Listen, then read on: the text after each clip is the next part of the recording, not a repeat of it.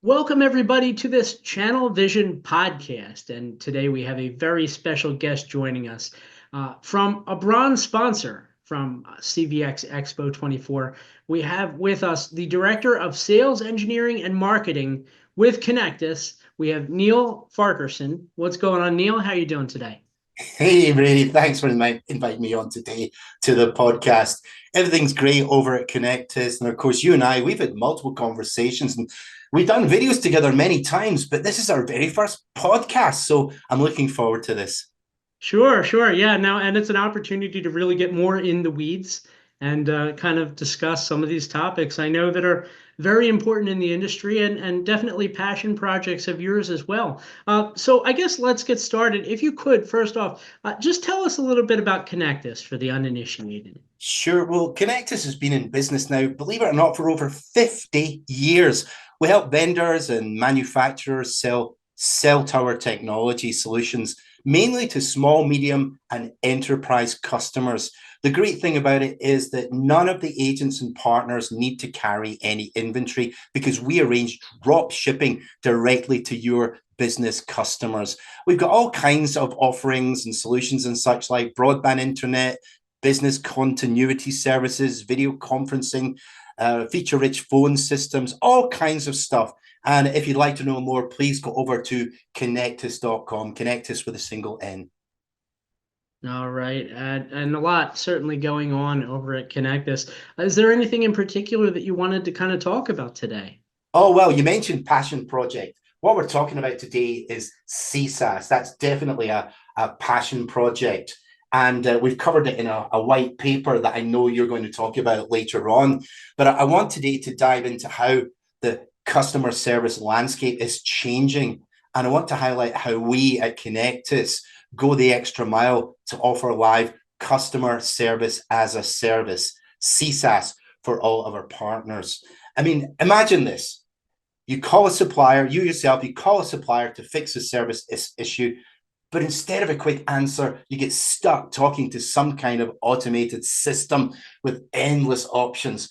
What should have taken 5 or 10 minutes now takes forever, slowing everything down and leaving us waiting. Well, Neil, it sounds like you're really passionate about this topic. Definitely a lot of emphasis there. Any pet peeves? You betcha. I mean, I've got many pet peeves, but there's one in particular about automated recording. You know the thing? Did you know our large multinational company has a website? Oh, really? It's the 21st century, or is it the 1990s?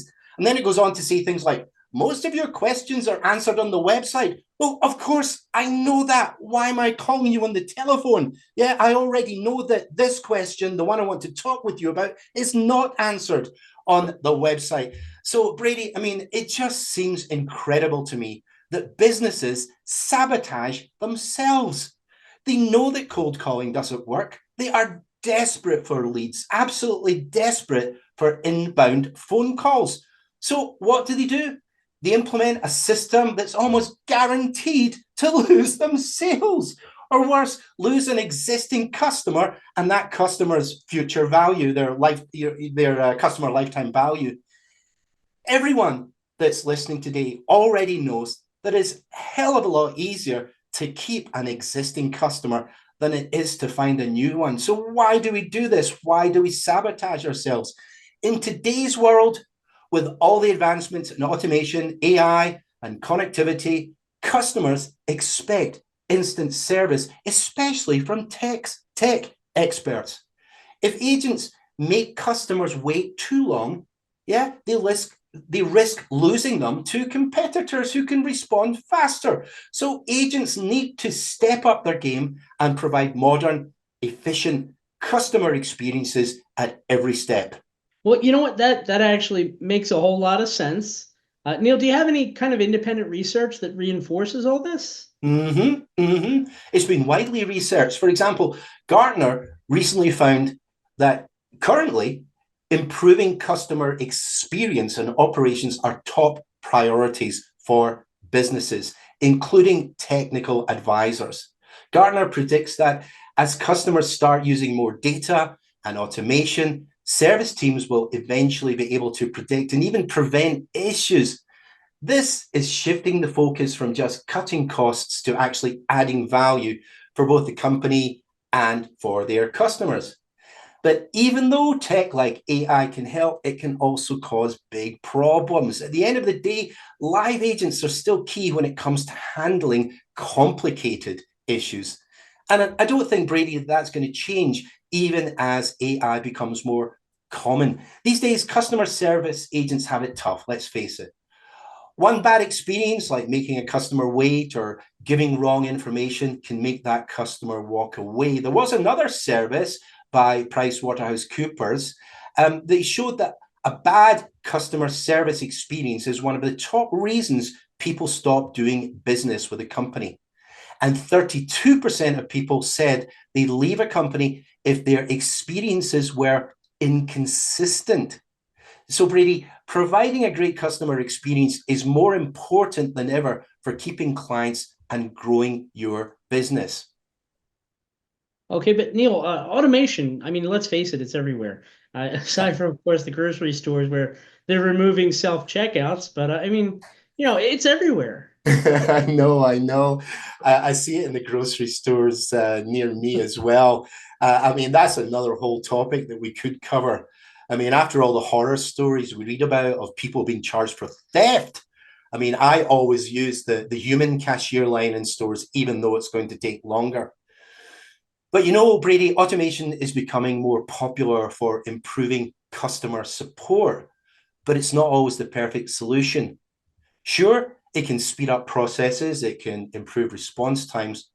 But, for example, research by the National Bureau of Economic Research found that using AI assistants boost productivity by 14%, and even more for less experienced workers.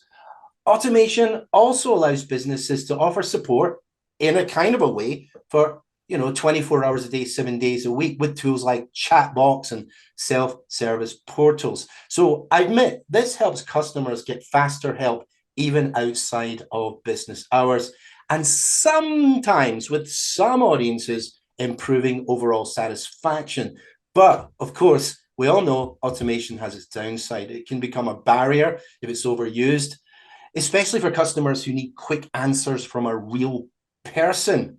As the Boston Consulting Group points out, automation works well for simple tasks, but it often struggles with unique, complex issues that really do need human help. Excessive or poorly designed automation can make customer service worse, for example, by slowing down resolutions.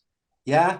They showed in that recent study that the average time to resolve an issue is around 8 minutes, 30 seconds, but confusing automated menus can make this time much, much longer, and indeed often, if not usually, lead to just simple hang-ups, causing embarrassing mistakes. For example, there was that major airline, we won't mention them out loud, that kept making that poor 101-year-old lady need to book a seat for an infant, and she needed to have an adult traveling with her.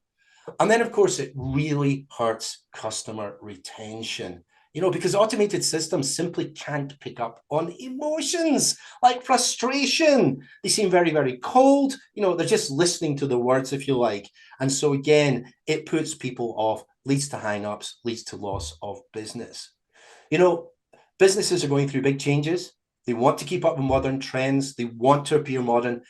And this is, I guess, an opportunity for technical advisors to step in as trusted advisors, trusted guides, to thrive in this very competitive market. Agents need to create great customer interactions, but with minimal waiting times. But as things get more complex, agents will rely more on knowledgeable experts who can provide quick, but also accurate answers indeed.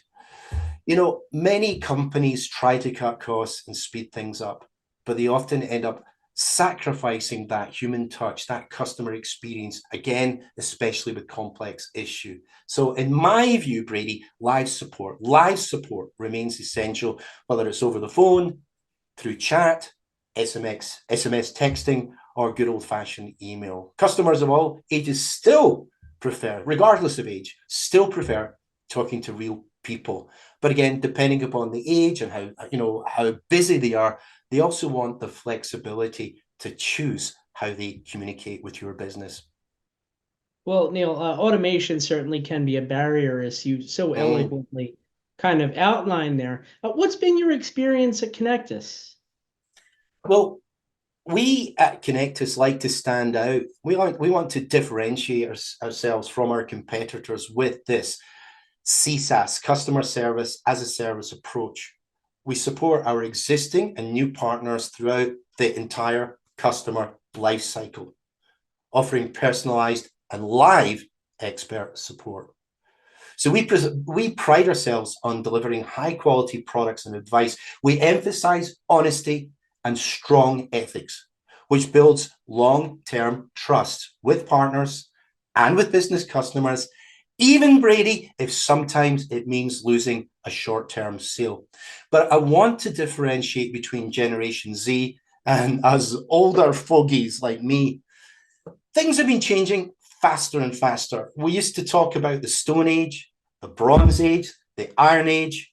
I mean, we're talking thousands of years. And then from ages, we talked about revolutions, the agricultural revolution, the industrial revolution, each spanning, say, a couple of hundred years. But now we're talking about generations. Generation Z, typically born, certainly in the industrialized countries between 1995 and 2010. They grew up with automation, cell phones, broadband, YouTube. To them, communicating by text and chat is comfortable. Older folks like me grew up making eye contact with people when I was shaking their hand. And of course, watching television channels presented by people that I assumed were trustworthy. So, I mean, for purposes of our discussion just now, we still, I believe, need live chat and text for these younger people, but there must still be a human being, in my view, at the other end of that live chat. I was talking with somebody, a slightly older lady just the other day, and she was very het up. She'd been trying to get clarity on an important matter from one of her largest suppliers. That is from someone who sells to her, someone who should value her business. Online, she tried to chat with an agent, but instead was answered by a bot or large language model. When she asked the bot to put her in touch with a human, a person, a representative, the bot would respond that she should, quote, rephrase the question, unquote. Then she tried the supplier's phone number and it was always sent to voicemail, just to receive the message. You ready for this? Quote, your call is very important to us, etc., etc. It's ridiculous, isn't it, Brady? She did eventually get to speak with a human, but only after an hour of her time had been wasted. I mean, I dare say that large language models will slowly improve over time. However, these tend to copy the errors of the masses, what they see online. So I'm talking about spellings and grammar in social media that will usually upset older people like me. For example, butcher's apostrophes are there before every stricken S. Ridiculous. Butcher's apostrophes. For example, the 90 spell 90 apostrophe S. No, the apostrophe is for the 19. Not between the 0 and the S. Library instead of library, should have instead of should have, and so on. So in every organization, in my view, Brady, we still need people who are covering the chat. Well, Neil, I can't claim to agree with how old you seem to feel that you are, but what you're saying definitely resonates, I think, with a lot of people, including myself. Can you kind of give us any kind of examples of real situations from ConectUS? Absolutely, Brady. I mean, one story comes to mind immediately. One of our agents was in front of a customer, but they couldn't find the promotion that they knew existed. They called us up on speakerphone. We instantly answered, and then we helped them to find what they needed in front of their customer, and they went on to close the sale. Then there was another example where it was the last day of the month. Our agent's main order entry person had to go home sick They had this really large order worth a very large five-figure sum that they needed to enter but didn't have their person to do it. They called us. Our team jumped in and got the order completed before the day was over, before that deadline. Then there was an actual business customer who called one of our agents and was confused about their first statement. In this case, the vendor was Verizon. The agent was unsure how to explain things and so called our team. Our team looked up the Verizon statement and then went on to explain everything to the agent so that he could then explain it to the customer. The customer felt better and understood how the first month's statement is prorated with the next month's uses. And then ended up, the end customer was very happy and has now placed repeat orders with our agent. One more just now, I think, Brady. One of our agents had a large opportunity, but was hit with some objections they were unsure how to explain. They called their ConectUS channel manager that got on the speakerphone with the business customer and our agent. The objections were answered and the business was closed. I mean, these examples all show the agents that we are here for them, hence our incredible retention rates. And by the way, Brady, these examples all demonstrate why ConectUS keeps a 95 to 97% retention rate year in, year out. And that is really impressive, Neil, 95 to 97% retention rate. You mentioned the term CSAS, CSAAS. I know, Why I that know. term? Why that term? Well, Brady, but now the audience has realized the irony of the term CSAS. I mean, software as a service, SaaS, services are usually in the cloud. And what I have been proposing is to some degree the antithesis of this. However, the cloud can help with CSAS by getting the cloud and AI, for example, to utilize what we call hunt groups. And by the way, Verizon does a service called OneTalk that uses hunt groups, but there are many phone systems that do that. So when an inbound call comes in, the AI can be used to ring the right person or the right group of people, the hunt group, depending on the caller ID, the inquiry type, or any kind of variable that can be tracked. And the advantage is that this increases the probability that the person who answers the phone can understand and resolve an issue without needing to take notes and say, I'll call you back later. So it really does help efficiency, where AI makes sure that the inbound caller, that all-important inbound call of any kind, is connected with the right human being. Well, you definitely had us kind of chuckling there in the beginning with your pet peeve rant, Neil. Do you want to share another one maybe before we end the podcast? Thank you for inviting me to rant publicly. Yeah, I guess slightly off topic, but my biggest telephone recording peeve is medical providers. You know the one. If this is a medical emergency, please hang up and dial 911. Oh no, Brady, it never occurred to me that we've had nationwide 911 service since 1973. My wife is lying on the floor with arterial bleeding and will be dead in 90 seconds. So I thought, I'll just call the dentist to make an appointment for next Tuesday. I mean, Brady, it's beyond ridiculous. Yeah, like sheep, I'm sorry to say it, but like sheep, many organizations repeat the same errors. And as I said earlier, they sabotage their own businesses. They really need to think about the image that they project via chat, via any inbound contact methodology. Brady, it's been a pleasure today. Thank you. Well, Neil, I think a lot of people can agree with a lot of these things that you've highlighted here. You mentioned in the beginning a white paper, and that white paper by ConectUS and Channel Vision magazine, it's entitled Customer Service as a Service, a Game Changer for Partner Agencies. And I just wanted to let people know that this white paper is available on channelvisionmag.com. If you hover over the magazine section and click on white papers, it'll be right there. The extended link, in case you want to request a copy for yourself, it's channelvisionmag.com/CV white papers. And we'll include a link to that as well in the description for this podcast. But definitely worth checking out for this and so much more insight into these issues that are plaguing Neil and so many other people.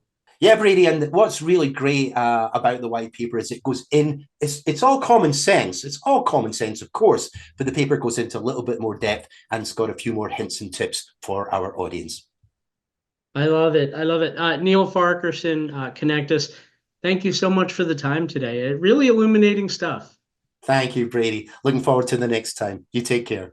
Of course. And while you guys are online checking out this white paper on channelvisionmag.com, don't forget to check out the archives. There's lots of great on demand podcasts like this one.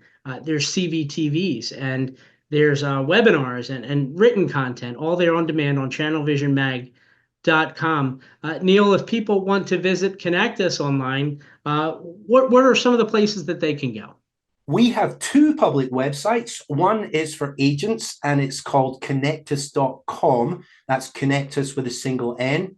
And the other one for any SMBs and smaller enterprises that are watching just now and who would like to be put in touch with a trusted advisor, we have cpnzone.com. Yeah, that's ConectUS Partner Network Zone.com, cpnzone.com. Look forward to seeing you on these public websites.